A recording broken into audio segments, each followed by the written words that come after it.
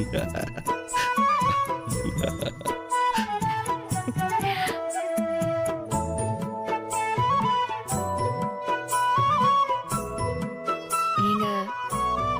நான் உனக்கு கேட்கட்டுமா? என்ன?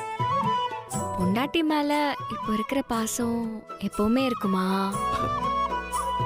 என் உடம்புல கடைசி மூச்சு இருக்கிற வரைக்கும் நான் இப்படிதான் ஒரு பொண்டாட்டி தாசனா இருப்பேன். நிஜமா?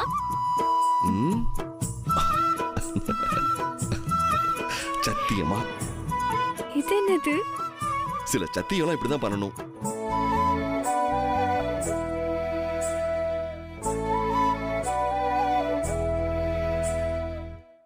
லவ் யூ தமிழ.